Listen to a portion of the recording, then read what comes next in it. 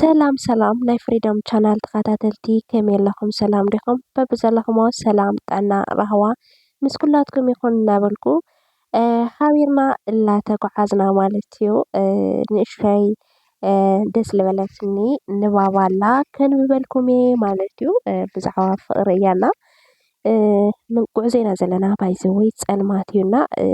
ወክ ዶ ክንብለኩም እና ኣጋጣሚ መኪናየ እኒአኹ እናተጓዓዝና ኢና ማለት እዩ ምስ ዓሞታተይ ኣጋጣሚ ካብ ስቂሉ ንባብሲ እትለለኽዎ ድባብ ከርእየኩም ስለልበልክ እየ እምበር እንታይ ሒዛትና መፅኣ እኒኣ ገለ ከይትብሉ ከይትሰላቸዩ ማለት እየ እና ንእሽተይ ንባብ እኒኣ ከንብበልኩም እየ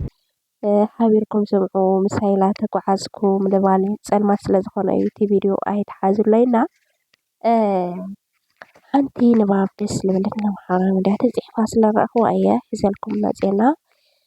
ፍቕሪ ካብ እግዚኣብሔር እዩ ይብልና። እዚ ፍቕሪ ካብ እግዚኣብሔር ትብልዎ ሓቂ ደስ ዝብሉ ዋላ እንተን ኣብ ኮሜንት ፃሓፉ መጀመርያ። ምክንያቱ ፍቕሪሲ ነፍቅር ሰባትሲ ካብ እግዚኣብሔር ስለዝተዋሃበና ድዩስ ዋላ ብኸመይ እዩ ማለት ንስኻትኩም ከ ፍቕሪ ብኸመይ ኢኹም ትሪእዎ? ፍቕሪ ኣብዚ ሕዚ ግዜ እግዚኣብሔር ዝኣምን ከኒአ ድዩ ኣብ ፍቕሪ ተደሪኹ ብፍላይ እዚ ወጣት ገለና ኣነ ከንብባ እየ እዛ ንባብ ንስኻትኩም ከ ከመይ እቲ ፍቕሪሲ ብትክክለኛ ናይ እግዚኣብሔር ፀጋ ድዩ ዝኸዶ ዘሎ እቲ ሰብስ ዋላ ስቕ ኢሉ ሳክት ኢሉ ዝኸዶ ዘሎ እቲ ፍቕሪ ከዓ ኣብ ኮሜንት ፃሓፉላይ ክብለኩም ይደሊ ጋይስ እና ፍቕሪ ካብ እግዚኣብሔር እዩ ትብል ፅሕፍቲ ኣላ እሳ ከንብበልኩም እየ ፍቕሪ ካብ እግዚኣብሔር እዩ መጀመርያ ፍቕሪ ማለት እግዚኣብሔር ምዃኑ ክንፈልጥ ኣለና ይብል ፍቕሪ ፀጋ እግዚኣብሔር እዩ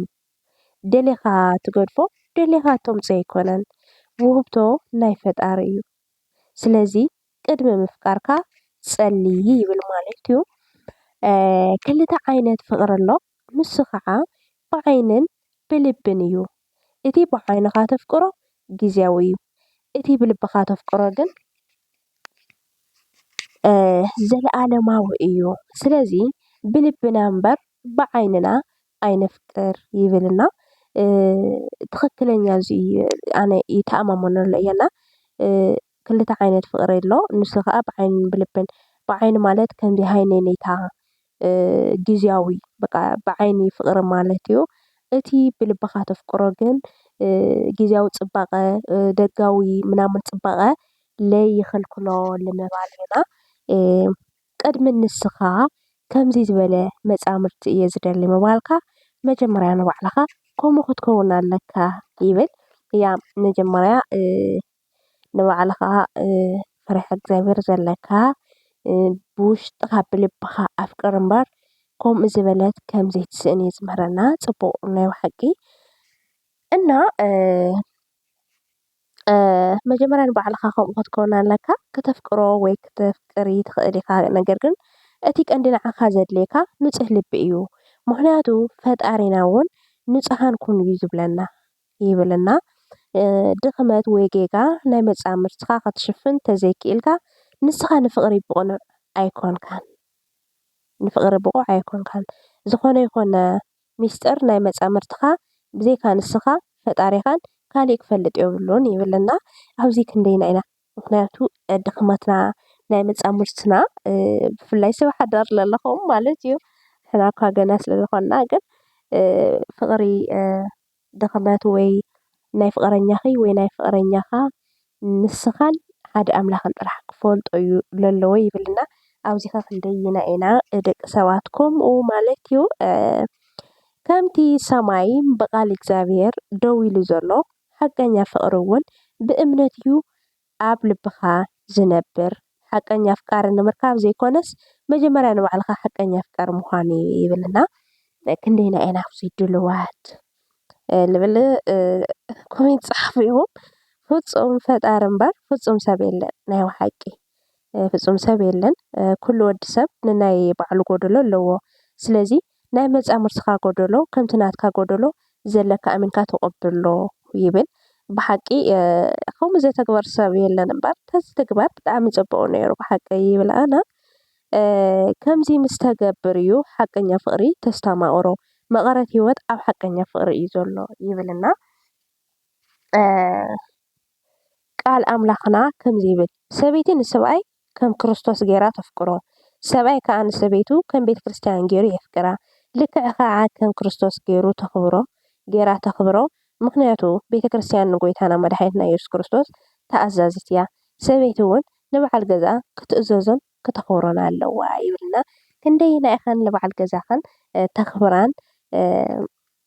ትምእዘዝኦምን ማለት እዩ ብፍላይ ሰብ ሓዳር ዘለኸን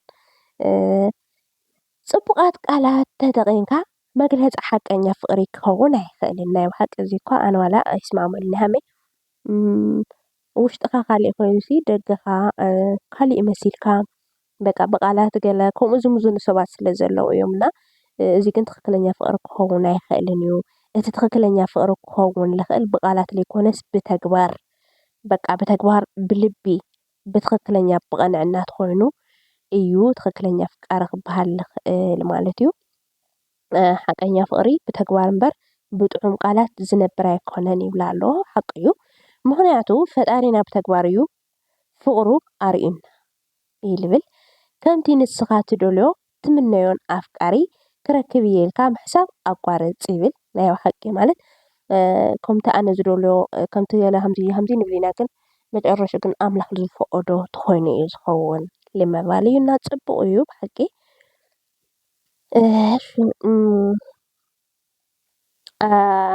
ምክንያቱ እቲ ሓቀኛ ፍቕሪ ከምቲ ዝደለኻዮ ዘይኮነስ ከምቲ ንሱ ዘለዎ ኮይኑ ክተፍቅሮ ከለኻ እዩ ሓቀኛ ፍቕሪ ይብል ፍቕሪ ኢልካ ክትፅውዖ ቀሊል እዩ ንኽትነብሮ ግን ብዙሕ መስዋእቲ ዝሓትት እዩ ናይ ሓቂ ንፍቕሪ ኢልኩም ከዓ ንበዓልቲ ገዛኹም ወይ ከዓ ንበዓል ገዛኺ ኢልኪ ክንደይ ናይ መስዋእቲ ትኸፍሊ ወይ ከዓ ትኸፍል እዚኣ ነብስኻ ምፍታሽ እያ ኣፍቀርቲ ማለት ንወድን ጓልን ኣይገልፅን እዩ ለኣሚንካ ክትብል መስዋእቲ ምኽፋል ብጣዕሚ እዩ ዝሓትት ይብለና ኣሎ ስለዚ ቅድሚ ምፍቃርካ ወይ ከዓ ቅድሚ ምፍቃርኪ ስለ ሓቀኛ ፍቕሪ ምፍላጥ ኣገዳሲ እዩ ይብለና ማለት እዩ ኣምላኽ ከዓ ሓቀኛ ኣፍቀርቲ ይግበረና ወይ ከዓ ይግበርኩም ይብል እታ ድማ ኣብዚኣ ነይራ ኣብ መንገዲ እናኸድና ኣስተማቕር ከብለኩም ኢለ እያ ምስቲ መንገዲ ገለ ናይ ፍቕሪ ምሒዘልኩም መፅአ ማለት እዩና ንእሽተይ እንተዘናጊዕኩምን ተዝናኒኹም ክትኮኑ ተስፋ ይገብር እናበልኩ ላይክ ሸር ሳብስክራይብ ላገበርኩም ኣባራታቱን ናይ ፍሪደም ቻናል ማለት እዩ ልነበረና ፃንሒት ንዚ ይመስል ኣብ ቀፃሊ ቪድዮ ብካሊእ ክሳብ ንራኸብ ከዓ ቻው ቻው ክብረት ይሃበለይ